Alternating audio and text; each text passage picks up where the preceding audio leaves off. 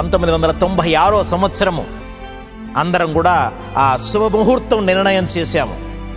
పెద్దలు ఎందుకో అంటనట్టుగా, చూసి చూడనట్టుగా, విన్నట్టుగా ఉండడము, మేము వెళ్ళే సమయానికి శివం ప్రాంగణము ఆ తాళం వేయబడి ఉండడము జరిగింది.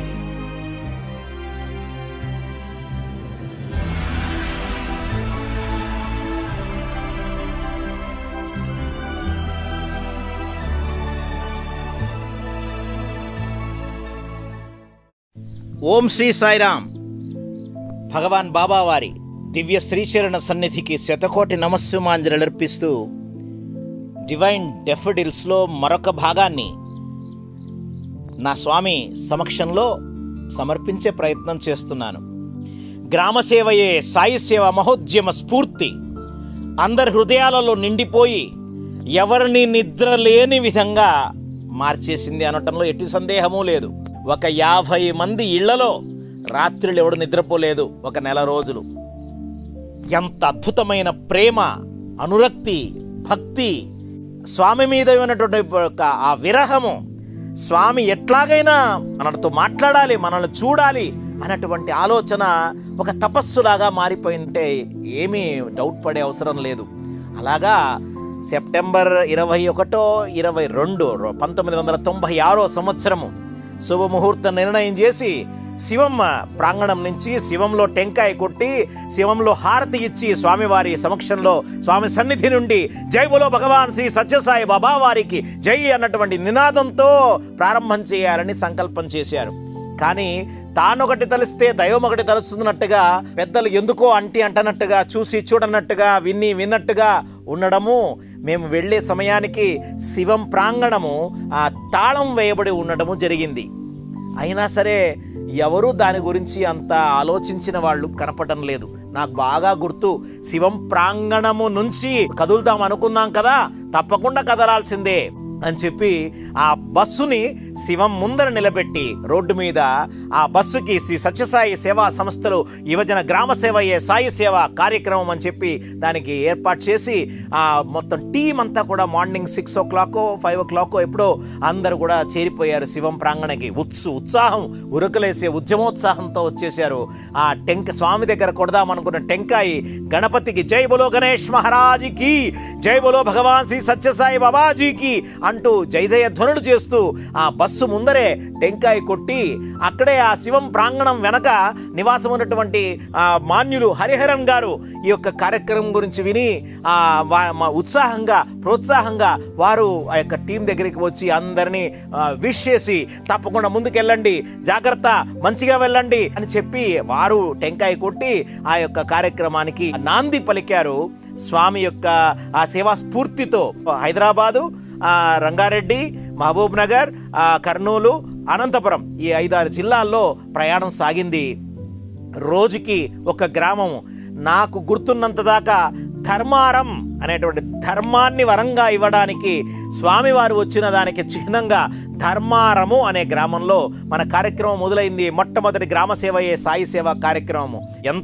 ఎంత ఉత్సాహంతో సేవ చేశారంటే గ్రామములోకి వెళ్ళిన తక్షణము రాత్రి పడుకునేదాకా ఎవడు విశ్రమించిన వాడు నాకు కనపడలేదు. అంటే నమ్మకం, ఏదైనా చెట్టు కింద కూర్చున్నాను అంటే అది నేనే కూర్చొని ఉండాలి. కారణం, చెయ్యి విరిగిన కారణం నేను ప్రధానంగా ఈ యొక్క క్యాంపెయినింగ్లో ఉండడం, తర్వాత పిల్లలతో ఆ యొక్క ఎక్కడైనా షెడ్లో కూర్చోవడం తప్ప మిగతా వాళ్ళందరూ చెమటోడ్చడం అంటే నిజంగా చెమటోడ్చడమే. అసలు అవిశ్రాంతంగా అనిర్వచనీయమైనటువంటి ఆనందాన్ని అనుభవిస్తూ ఏ పని ముట్టుకుంటే ఆ పనిని 100% చేయాలనే ఆ దీక్షతో, ఆ తపనతో స్వామిని తలుస్తూ చేసుకున్నారు. ఎన్ని వందల గొర్రెలకి మనం పశు వైద్య శిబిరం నిర్వర్తించాము, ఎన్ని వందల మందితో మాట్లాడాము, ఎన్ని వందల మంది మహిళలకి మనం మెడికల్ క్యాంప్ నిర్వహించాము, ఎన్ని వందల మంది యువకులకి నిర్వహించాము, ఎన్ని వందల మంది వృద్ధులకు నిర్వర్తించాము, ఏ విధంగా కార్యక్రమం చేశాము. ఇదంతా కూడా అందరూ మునిగిపోయేవారన్నమాట.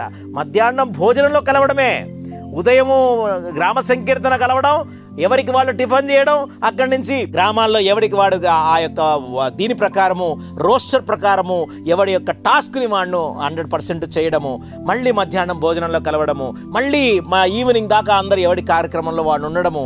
చివరికి చూస్తే ఆ గ్రామంలో ఉన్నటువంటి ప్రతి ఇంట ఒక చైతన్యం వెళ్ళి విరిసేది అని అంటే ఎట్టి సందేహము లేదు.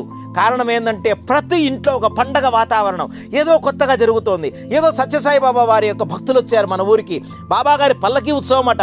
సాయంకాలానికి ఆ యొక్క ఫిజికల్ వర్క్ చూసిన వాళ్ళు కొత్త ఉత్సాహము, మెడికల్ క్యాంపులో మందులు తీసుకున్న వాళ్ళు ఇన్ని మందులు తీసుకుని, అబ్బో సాయిబాబా పంపించారు, సాయిబాబా దేవుడండి, మా ఆరోగ్యం చూడడానికి వచ్చారండి వాళ్ళు, మూగి జీవాలకు కూడా మీరు సేవ చేస్తున్నారని ఆ మూగి జీవాల రైతులు, ఇట్లాగా ఏ అంశము తీసుకున్నా బాల వికాస్ కార్యక్రమంలో ఆడి పాడి నాతో చేరినటువంటి ఆ చిన్నపిల్లలు, ఇలా సాయంకాలానికి అన్ని వయసుల వాళ్ళు ఈ గ్రామ సేవ మహోద్యమములో ఆ భాగం వహించడం ద్వారా చాలా ఉత్సాహపడేవారు. ఇక సాయంకాలం పల్లకి తీయడము, ఆ పల్లకీలో స్వామి యొక్క చిత్రపటాన్ని అలంకరించి మాకు చైతన్యనంత అలంకరణ చేసుకుంటూ ఆ ఊళ్ళో దొరికినటువంటి పూల మాలలు సేకరించి పూలు వేసి స్వామికి ఆ యొక్క పల్లకీని తీస్తే అబ్బా ఇక అంతా ఇంత ఉత్సాహం కాదు, గ్రామం అంతా కూడా ఆ పల్లకీ వెనక వచ్చిందా అన్నట్టుగా సంఘటనలు జరిగాయి. ధర్మారం నుండి కర్నూలు దగ్గర బోరవెల్లి అనేటువంటి గ్రామము, అక్కడి నుంచి పాలమూరు అనేటువంటి గ్రామము, అక్కడి నుంచి మన గుత్తి దగ్గర తొండపాడు అనేటువంటి గ్రామము, అట్లాగా మనమంతా కల్లూరు, ఇల్లూరు, పామిడి, అనంతపురము, ఇలాగా గ్రామం అంతా కూడా చేయడం మొదలుపెట్టాము. గ్రామాల్లో వెళ్ళడము, కార్యక్రమాలు చేయడము. అలాగా చేస్తున్న సమయంలో ఎన్నో అద్భుతమైన విశేషాలు, ఎన్నో అద్భుతమైన అనుభవాలు స్వామి ప్రసాదించారు. అంటే పని చేయడం ఎట్లాగా, ఒక బృందము అంతా కలిసి కార్యక్రమం నిర్వర్తించేది ఎట్లాగా, కోఆర్డినేషన్ ఎట్లా చేయాలి, లాజిస్టిక్స్ ఎలా నిరూపించాలి, క్రైసిస్ వస్తే ఏం చేయాలి, అక్కడ లోకల్గా ఇష్యూస్ వస్తే ఎవరు హ్యాండిల్ చేయాలి, దేనికి అన్నీ కూడా ఆ సేవకులను నాయకులుగా చేసేటువంటి అద్భుతమైనటువంటి ఆ యొక్క ప్రణాళిక, తంత్రము, యంత్రము, మంత్రము స్వామి సేవ ద్వారా హైదరాబాద్ యూత్కి అందించారు అనిపించింది. కారణం ఐ రిమెంబర్ తొండపాడు అనేటువంటి గ్రామానికి వెళ్ళినప్పుడు అటు శ్రీ రంగనాథ స్వామి దివ్యక్షేత్రము, ఆ దివ్యక్షేత్రంలో మేమందరం కూడా గ్రామంలో ఏదో పోతే ఇక్కడ కాదు మీరు టెంపుల్కి వెళ్ళండి అని ఎవరో చెప్పడం, ఆ టెంపుల్లో వంట చేస్తూ మేము మెడికల్ క్యాంప్ కింద సిద్ధమవుతున్న సమయంలో అక్కడ లోకల్ కక్షలు కార్పణ్యాలతో పెద్ద పెద్ద వేట కొడవళ్ళు వేసుకుని నరుక్కోవడము, బాంబులు వేసుకోవడము, చాలా భయానకమైనటువంటి వాతావరణం సృష్టించబడింది. చూస్తుండగానే ఎవడికి వాడు బయటన్నోళ్ళు బయటే ఉండిపోయారు, లోపలున్నోళ్ళు లోపలే ఉండిపోయారు. ఆ టెంపుల్ యాజమాన్యం అంతా కూడా 4 వైపులా డోర్స్ అంతా కూడా బంధం చేసేసింది, ఆ తలుపులు వేసేసింది. మేమంతా లోపలే ఉన్నాం, ఆ యొక్క కిటికీల ద్వారా చూస్తున్నాం బయట ఏం జరుగుతుందో. అయ్యో ఏమప్పా స్వామి ఇట్ట చేసినారు, ఏం చెయ్యాలో తెలియలేదు. ఏదో ఎవరో పిలిచినట్టుగా, ఎవరో కాల్ చేసినట్టుగా అలనాటి ఎక్సైజ్ సూపరింటెండెంట్ శ్రీ మారెప్ప గారు అనంతపురం జిల్లాలో ఉన్నటువంటి వారు ఏదో పని నిమిత్తమై ఆ జీపులో ఆ యొక్క గ్రామానికి రావడం, వెంటనే అలర్ట్ అయిపోయి గ్రామంలో జరుగుతున్న విశేషాలనంతా కూడా పై అధికారులకు అందించడం, చాలా సులువుగా చాలా కొద్ది కాలంలో అంతా కూడా క్లియర్ అయిపోవడము, మేమంతా మా సేవా కార్యక్రమాలు చేసుకుని మళ్ళీ ముందుకు ఉరకడము.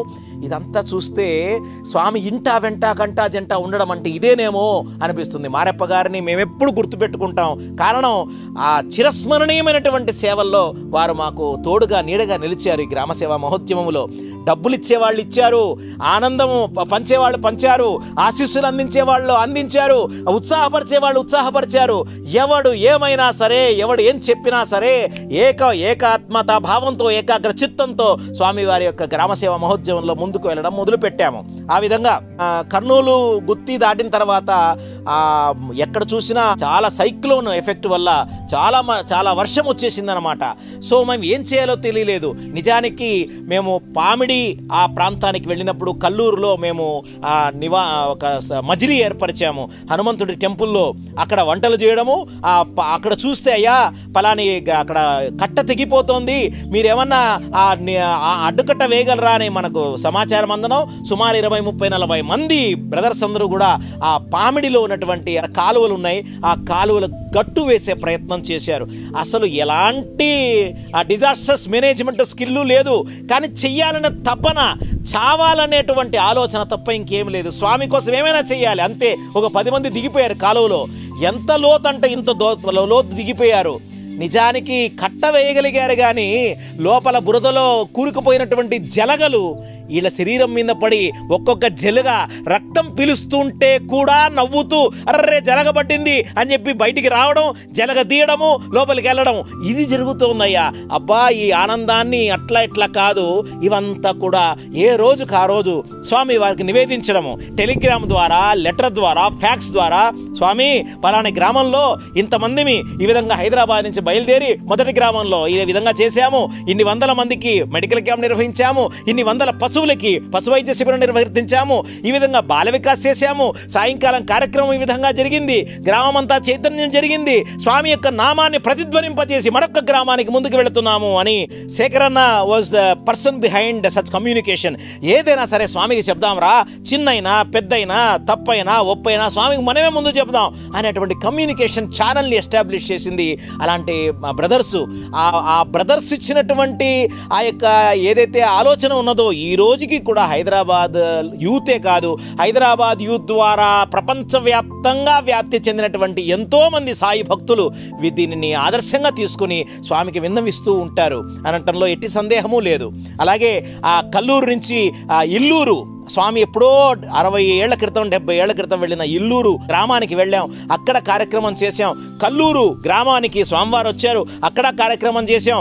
బికాజ్ కల్లూరులో నేను అక్కడ సత్యసాయి సేవా సంస్థ ఏర్పాటు చేయడం వల్ల కల్లూరు, ఇల్లూరు, పామిడి, అనంతపురము ఇదంతా కూడా కోఆర్డినేషన్. అంటే ఎట్లా అయిందంటే ఈ 50 మందిలో ఆంధ్రదేశంలోని 23 జిల్లాల రిప్రజెంటేషన్ ఉందన్నమాట. ఒక మినీ ఆంధ్రప్రదేశ్. ఒక బస్సులో ఉంటే వాడు వెస్ట్ గోదావరి వాడున్నాడు, ఈస్ట్ గోదావరి వాడున్నాడు, చిత్తూరు, కర్నూలు, అనంతపురం, ప్రకాశం, అన్ని జిల్లాల వాళ్ళు దీంట్లో రాజధాని నగరం కాబట్టి పొట్ట చేత పట్టుకుని రావడమో, ఉద్యోగ నిమిత్తమై రావడమో, సంసారం సెటిల్మెంట్ అయ్యి రావడమో, ఏదో విధంగా అందరూ వచ్చి దీంట్లో రావడం వల్ల ఏ ప్రాంతానికి వెళితే ఆ ప్రాంతం వాళ్ళ ముందు గురికి కోఆర్డినేషన్ చేయడం మొదలుపెట్టారనమాట.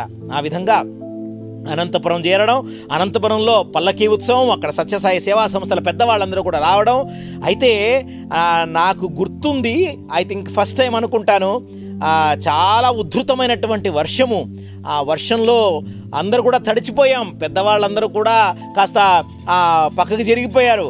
కానీ వీళ్ళు మాత్రం ఉత్సాహంగా ఆ బృందం అంతా కూడా మెయిన్ రోడ్స్లో ఆ పల్లకీతో నృత్యాలు చేసి, డ్యాన్సులు చేసి, భజనలు పాడుతూ ఉద్యమోత్సాహం అంటే ఉద్యమోత్సాహం. ఎందుకంటే ఇక అనంతపురం నుంచి పుట్టపర్తి గంట సేపు 2 గంటల ప్రయాణం కాబట్టి స్వామి దగ్గరికి వెళ్ళిపోతున్నాం అనేటువంటి ఆలోచన, దృక్పథము. ఈ విధంగా అంటే దీంట్లో చెప్పాలంటే ప్రతి ఒక్క గ్రామం గురించి ఒక ఎపిసోడ్ చేయొచ్చు, అంత అద్భుతమైన విశేషాలు జరిగాయి.